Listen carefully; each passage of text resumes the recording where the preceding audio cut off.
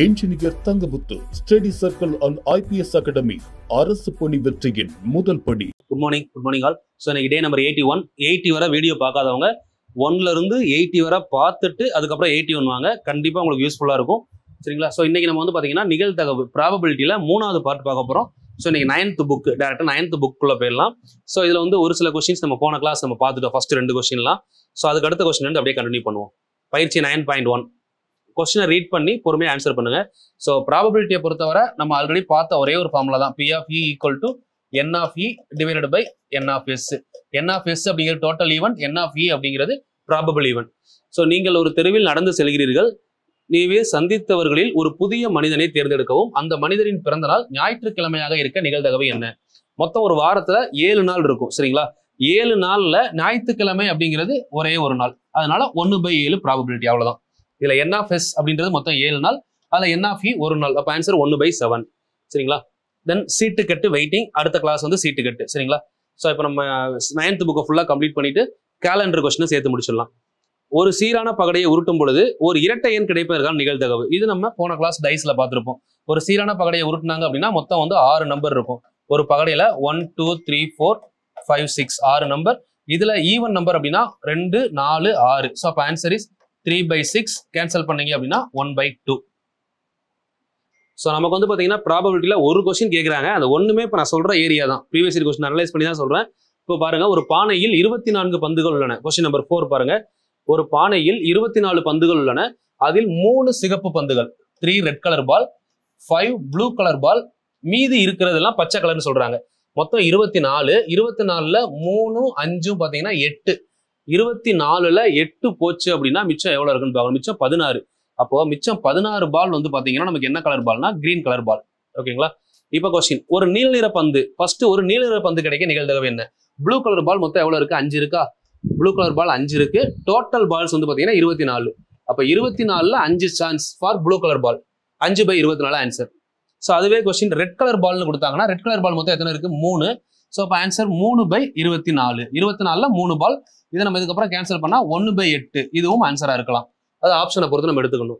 பச்சை நிற பந்து, இப்போ 3 5னா 8 போனா மிச்சம் 16 பால் இருக்கு. மொத்தம் 24 பால்ல 16 பால் கிரீன் கலர் பால். அப்ப 8வது வாய்ப்பாளர் கேன்சல் பண்ணீங்கன்னா 2 8 16, 3 8 24, 2/3. இது கிரீன் கலர் பால் இருக்க நிகழ்தகவு. சரிங்களா? Question number 4க்கான answer 5/24, 1/8, 2/3.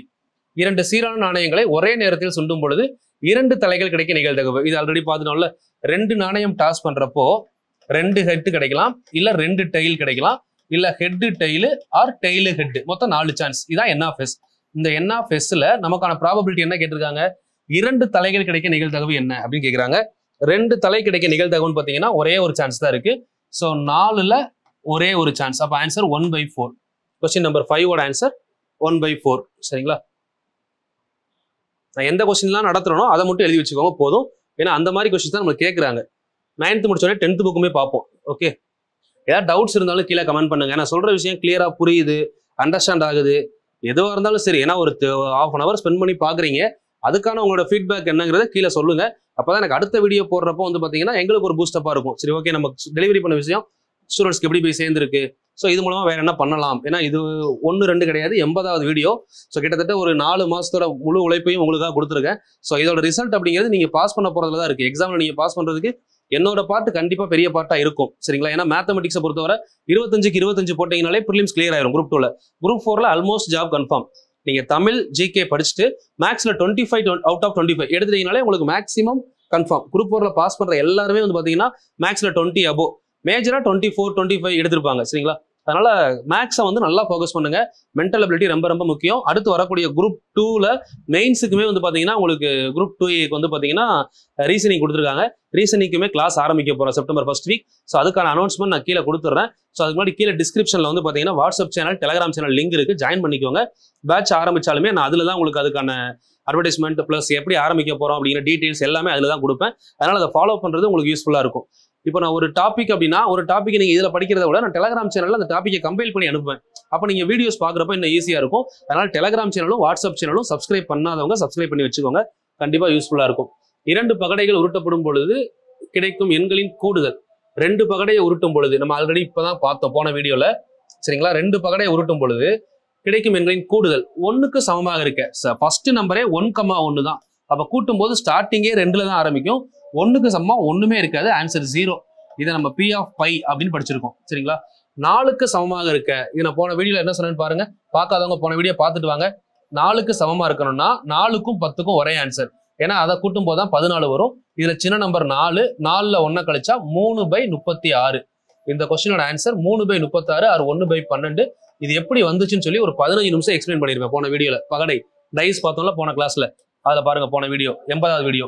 13ஐ விட சிறியதாக அப்படின்னா இப்போ 1 x 1 1,1ல ஆரம்பிக்குது, 1,2 இந்த மாதிரி போயிட்டு கடைசியா வந்து பாத்தீங்கன்னா 6,6ல முடியும். ஸோ இப்படி ஃபுல் டேட்டா எடுத்து பார்த்தாலுமே நமக்கு லாஸ்ட் எவ்வளவு இருக்கு? 6 6 12. அப்ப எல்லாமே 13 விட சின்ன நம்பர் தானே. அப்ப 36/36 இதோட ஆன்சர் 1ன்னு வரும்.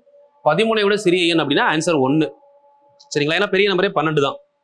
நெக்ஸ்ட், ஒரு உற்பத்தியாளர் 7000 ஒளி உமிழ் இருமுனைகளை, அதாவது எல்இடி லைட்டு சோதனை செய்யறாங்க. அதுல வந்து பாத்தீங்கன்னா 25 விளக்குகள் ஃபால்ட்டா இருக்கு, குறைபாடுடையதாக கண்டறியப்பட்டது. சமவாய்ப்பு முறையில் ஒரு விளக்கை தேர்ந்தெடுக்க. அது குறைபாடுடையதாக. இப்ப 25 விளக்கு குறைபாடுடையதாக இருக்கு. குறைபாடுடையதாக இருக்க நிகழ்தகவு என்ன? கொஸ்டின் நல்லா ரீட் பண்ணிக்கணும். மொத்தம் 25 விளக்கு தான் ஃபால்ட்டா இருக்கு.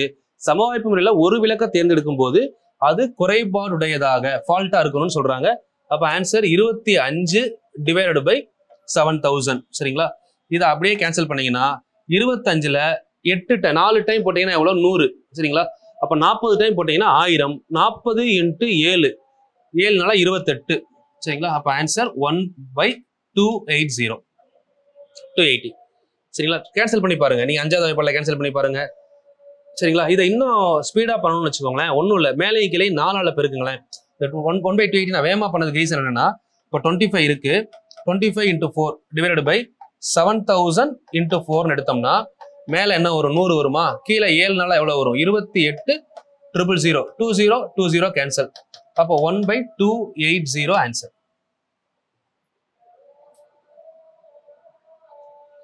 ஒரு கால் பந்தாட்டத்தில் ஒரு இலக்கு காப்பாளர், அதாவது கோல் கீப்பர் 40ல 32 முயற்சிகளை தடுக்க இயலும். அவரால் 32 முயற்சியை வந்து பாத்தீங்கன்னா ஸ்டாப் பண்ண முடியும். கோல் கீப்பரால சக்சஸ்ஃபுல்லா என்ன பண்ண முடியும்? தடுக்க முடியுது. எதிரணியானது ஒரு முயற்சியை இலக்காக மாற்ற. அப்ப எதிரணியோட இலக்கு என்ன அப்படின்னா கோல் போடணும். 32 முயற்சி கோலா போக முடியாது. ஏன்னா அது வந்து யாருடைய சக்சஸ் அப்படின்னு பாத்தீங்கன்னா யாரால தடுக்க முடியுது? கோல் கீப்பரால. அப்ப மிச்சம் இருக்கிற 8 சான்ஸ் தான் ஆப்போசிட் டீமோட டார்கெட்டா இருக்கும். சரிங்களா? அப்ப ஆன்சர் வந்து டோட்டலா 40. அதுல டார்கெட் வந்து பாத்தீங்கன்னா ஆப்போசிட் டீம் 8 டார்கெட் பிக்ஸ் பண்ணலாம். 8. ஸோ 8/40 அப்படின்னா ஆன்சர் 1/5. இதுதான் P of E. மேக்சிமம் தேவையான கொஸ்டின் எல்லாமே சால்வ் பண்ணியிருக்கோம்.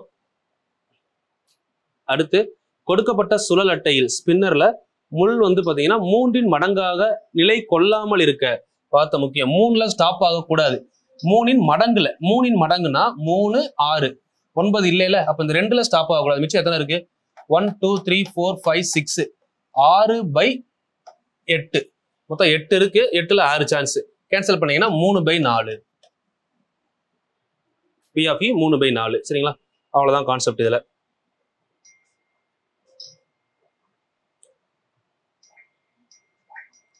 அதுக்கப்புறம் கொஸ்டின்ஸ்குள்ள வந்தீங்கன்னா பாருங்க, ஒரு நாள் மழை பொழிவிற்கான நிகழ்தகவு, மழை பொழியறதுக்கு, அதாவது இப்ப P of A மழை பொழியறதுக்கு வந்து பாத்தீங்கன்னா 91/100னா மழை பொழியாமல் இருக்க P of A bar equal to 1ன்னு படிச்சிருக்கோம். இப்போ இதை நம்ம நார்மலா என்ன எழுதலாம்னா 0.91 plus P of A bar, இது மழை பொழியாமல் இருக்க, ஈக்குவல் டு 1. அப்ப P of A bar equal to 1 minus 0.91. அப்ப ஆன்சர் என்ன வரும்? 1 மைனஸ் 0.91 அப்படின்னா 0.91. அப்ப 0.09. இதுதான் P of A bar, மழை பொழியாமல் இருக்க 0.09. ரெண்டையும் கூட்டினா 1 வரணும். அப்போ 100ல இப்படி கூட நம்ம எடுக்கலாம். 100ல 91 சான்ஸ் வந்து பாத்தீங்கன்னா மழை பெய்யலாம். அப்ப 100ல மிச்சம் எவ்வளவு இருக்கு? 9 சான்ஸ் மழை பெய்யாது. 100 9/100னா என்ன கான்செப்ட்? அது அதை டெசிமலா மாத்தினீங்கன்னா 0.09. இப்படி நம்ம டைரக்டா கொடுக்க முடியும்.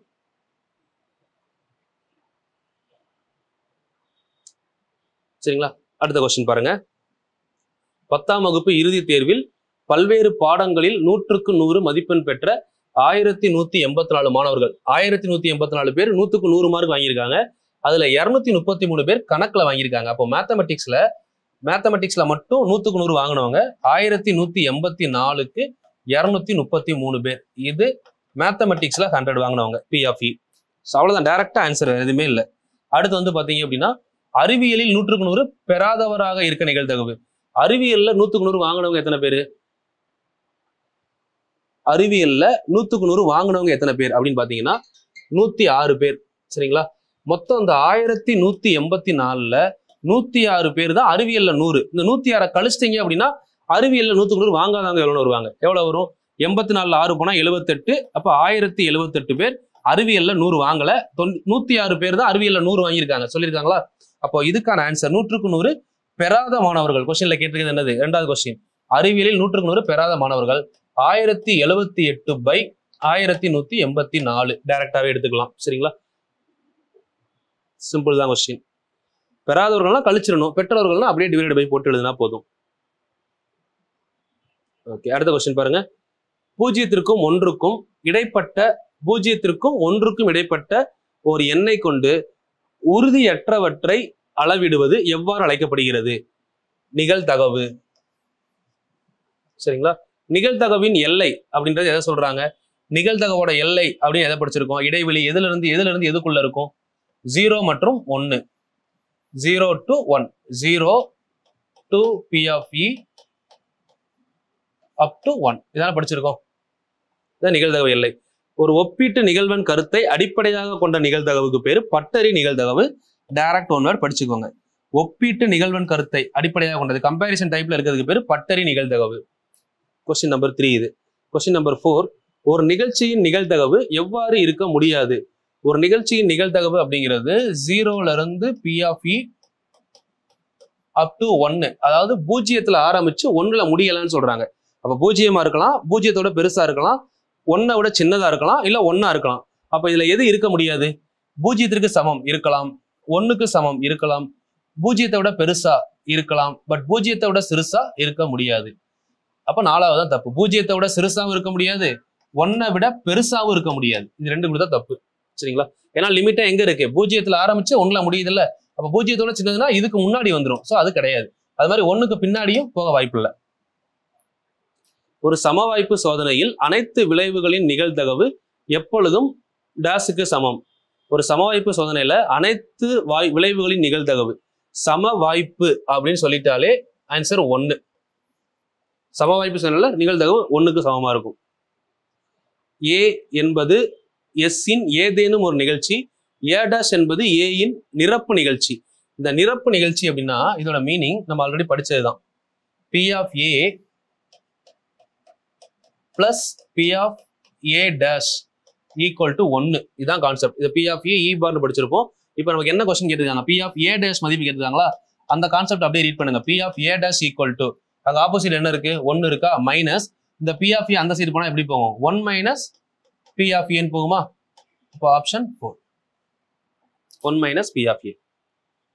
பின்வருவனவற்றுள் ஒரு நிகழ்ச்சியின் நிகழ்தகவாக இருக்க முடியாதுன்னு சொல்றாங்க.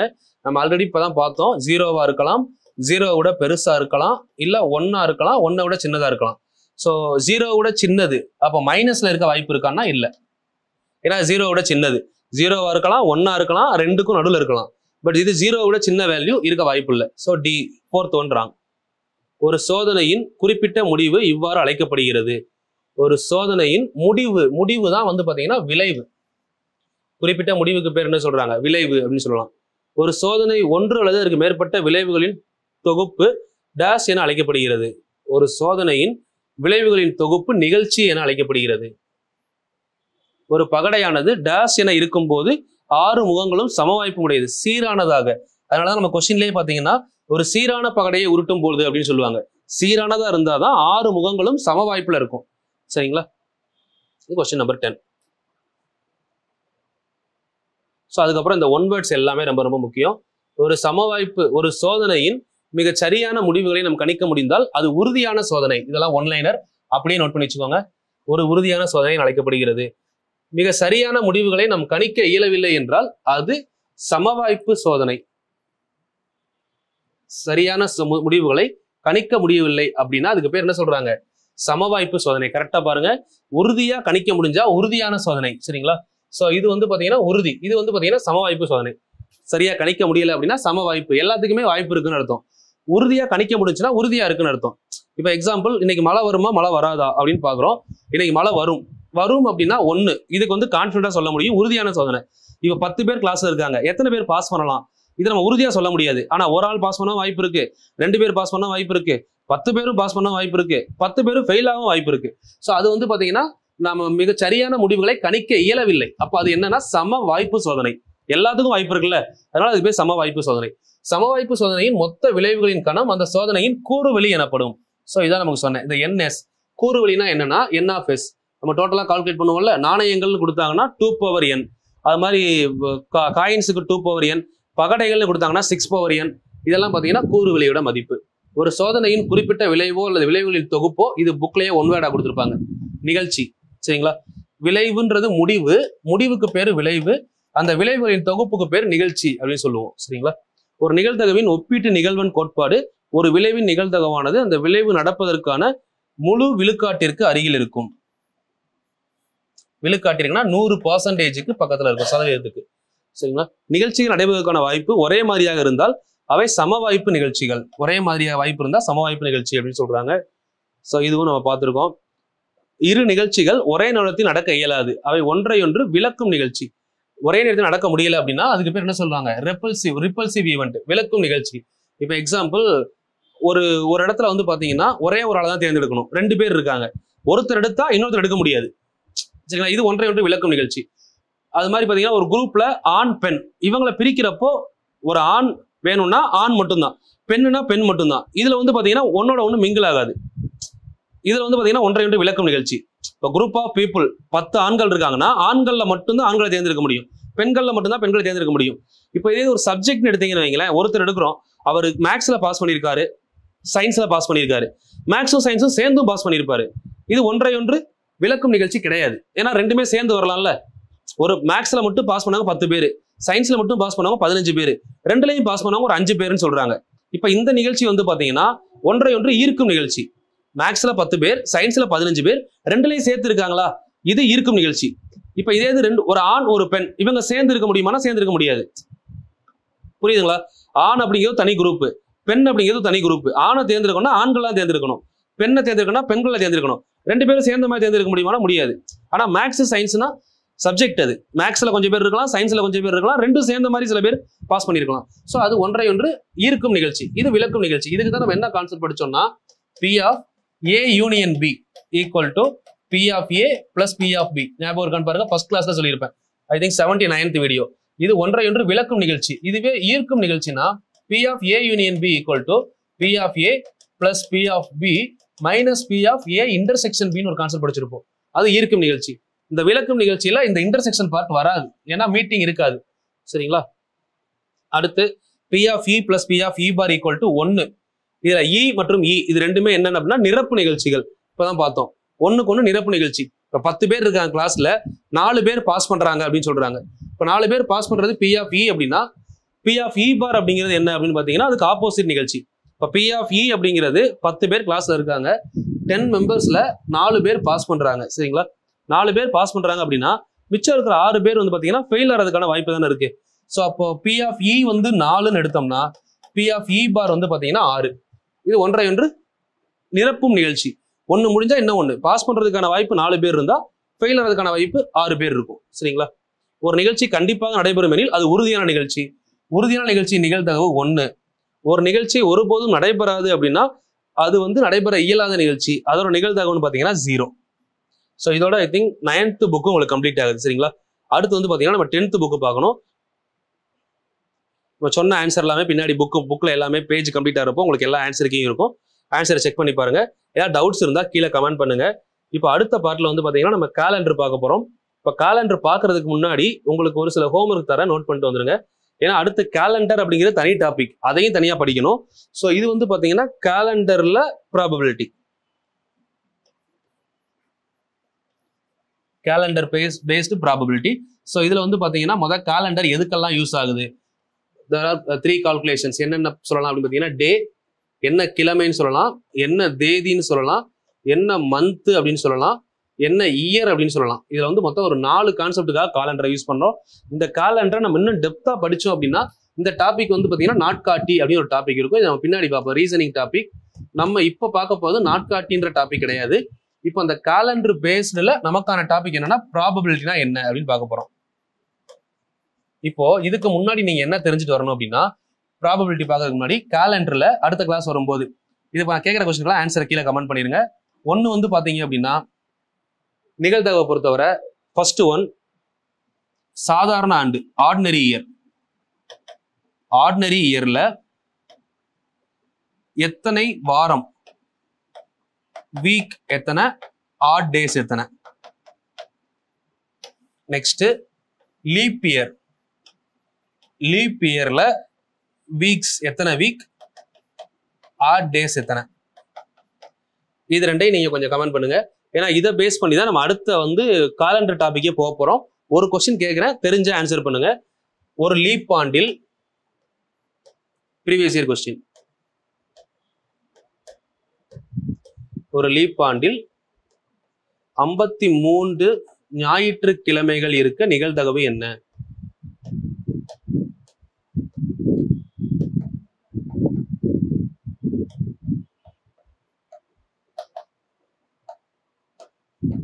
ஒரு லீப் ஆண்டில் 53 ஞாயிற்றுக்கிழமைக்கான நிகழ்தகவு என்ன? So what is the probability of 53 Sundays in leap year? What is the probability of 53 Sundays in leap year? So உங்களுக்கான ஹோம்ஒர்க் 1 ஆர்டினரி கொஸ்டின், 2வது லீப் இயர், 3வது லீப் இயர்ல ப்ராபபிலிட்டி மாடல். ஸோ இப்போ அடுத்த கான்செப்ட்ல உங்களுக்கு ஃபுல் அண்ட் ஃபுல் வந்து பாத்தீங்கன்னா இந்த ப்ராபபிலிட்டி பேஸ்ட் கொஸ்டின்ல கேலண்டர் பார்ப்போம். ஸோ இதுக்கப்புறம் வந்து பாத்தீங்கன்னா சீட்டு கட்டு, கார்ட்ஸ். ஸோ அடுத்த கிளாஸ் வந்து ஐ திங்க் 82ல கார்டும் ப்ராபபிலிட்டியும் ஃபுல்லாக கம்ப்ளீட் பண்ற மாதிரி இருக்கும். சரிங்களா? ஸோ கார்டும் கேலண்டரும் இதை கம்ப்ளீட் பண்ணும்போதே ஒரு சில பால்ஸ் கொஸ்டின் இப்பயே உங்களுக்கு வந்துச்சு ஆல்ரெடி. பால்ஸ்னா என்னன்ற எக்ஸாம்பிள் 9th புக்லேயே பார்த்தோம்ல, அதுலேயே கவர் ஆகும். ஸோ இது இல்லாம அடுத்த பார்ட் வந்து கொஞ்சம் லென்த்தா இருக்கும். இது கூட வந்து பாத்தீங்கன்னா டைரக்டா உங்களுக்கு ஃபார்முலா பேஸ்டு கொஸ்டின் வந்துடும். Formula based question. ஸோ இது மூணுமே வந்து ஐ திங்க் அடுத்த டாபிக்ல கம்ப்ளீட் பண்ணுவோம். இதை கம்ப்ளீட் பண்ணிட்டு உங்களுக்கு கேலண்டர் டாபிக் அப்படியே ஸ்டார்ட் பண்ணிடலாம். அடுத்த கிளாஸ் முடிச்ச உடனே வாட் இஸ் கேலண்டர் அப்படின்னு சொல்லி நாட்காட்டி கொஸ்டின், அதுல ஒரு 8 டைப் இருக்கு. அதான் இதை முடிச்சதுக்கு அப்புறம் அப்படியே ஸ்டார்ட் பண்ணுவோம். ஸோ இதுக்கப்புறம் நீங்க குரூப் 2 மெயின்ஸுக்கு பேக்ஸ் பேட்ச் வந்து பாத்தீங்கன்னா செப்டம்பர் ஃபர்ஸ்ட் வீக்ல இருந்து அட்மிஷன் ஸ்டார்ட் ஆகும். ஸோ உங்களுக்கு யாராவது ஜாயின் பண்ற வில்லிங் இருந்துச்சு அப்படின்னா இந்த நம்பருக்கு டெக்ஸ்ட் பண்ணுங்க. ஸோ உங்களுக்கு அதுக்கான டீடைல்ஸ் எல்லாமே வந்து பாத்தீங்கன்னா ஃபர்தரா சென்ட் பண்றோம். September first week admission start ஆகும். ஸோ அதுக்கப்புறம் ஆஃப்டர் எக்ஸாம் முடிஞ்சதுக்கு அப்புறம் வந்து பாத்தீங்கன்னா வித்தின் 1 வீக்ல அட்மிஷன் க்ளோஸ் ஆயிரும். அதுக்கப்புறம் அஸ் யூஸ்வல் கிளாஸஸ் போய்கிட்டு இருக்கும். உங்களுக்கு மார்னிங் 6 to 8 கிளாஸ் போகும். ஸோ அது மாதிரி எக்ஸாம் முடிஞ்சதுக்கு அப்புறம் லாஸ்டா நியர்பை எக்ஸாம் ஒரு 10 நாள் உங்களுக்கு ரிவிஷன் கிளாஸ் இருக்கும். ஸோ இப்பயுமே வந்து பாத்தீங்கன்னா 10 days ரிவிஷன், குரூப் 2 ப்ரிலிமினரிக்கான ரிவிஷன் கிளாஸ் இருக்கு. இது குரூப் 2 ப்ரிலிமினரின்னு இல்லை, இது எப்பயுமே வந்து பாத்தீங்கன்னா TNPSC exam R TNUSRB, RRB எந்த எக்ஸாம் வந்தாலுமே சரி, எக்ஸாமுக்கு முன்னாடி லாஸ்ட் மந்த் கடைசி மாசத்துல உங்களுக்கு 10 days வந்து பாத்தீங்கன்னா ஃபுல் ரிவிஷன் இருக்கும். சரிங்களா? ஸோ அதுல வந்து பாத்தீங்கன்னா நீங்க கரெக்டா நான் சொன்னதை கரெக்டா ஃபாலோ பண்ணி படிச்சிருந்தீங்கன்னா 10 days வந்து உங்களுக்கு ரிவிஷன் இருக்க போது. இந்த ரிவிஷன்ல இது வரைக்கும் நம்ம படிச்ச டாபிக்ஸ் எதெல்லாம் குரூப்ல கேட்கலாமோ எக்ஸ்பெக்ட் பண்ற கொஸ்டின்ஸ் ஒரு நாளைக்கு 50 கொஸ்டின் டோட்டலா வந்து பாத்தீங்கன்னா ஒரு 500 கொஸ்டின் நம்ம டிஸ்கஸ் பண்ண போறோம். சரிங்களா? ஸோ மேக்ஸிமம் வந்து பாத்தீங்கன்னா மார்னிங் டைம்ல தான் இருக்கும். நம்ம சேனல் சப்ஸ்கிரைப் பண்ணாங்க, சப்ஸ்கிரைப் பண்ணிக்கோங்க, பெல் ஐக்கான் கிளிக் பண்ணிக்கோங்க. ஸோ இந்த சீரிஸ் அட்டன் பண்ணாலே உங்களுக்கு மேஜரா இது வரைக்கும் நான் நடத்தின 85 வீடியோ 100 வீடியோ நடத்தி முடிப்பேன். 100 வீடியோ பிளஸ் இந்த 10 ரிவிஷன் கிளாஸ் பார்த்தீங்கன்னா எனக்கு தெரிஞ்சு 25 நியர்பை எடுக்கிறதுக்கான வாய்ப்புகள் அதிகமாக இருக்கு. ஸோ ஏதாவது டவுட்ஸ் இருந்தால் கீழே கமெண்ட் பண்ணுங்க. அடுத்த வீடியோவில் நம்ம பார்க்கலாம். ஸோ எல்லாருமே இந்த இயர் கவர்மெண்ட் ஆஃபீஸர் ஆகிறதுக்கு என்னுடைய வாழ்த்துக்கள். Thank you, all the very best.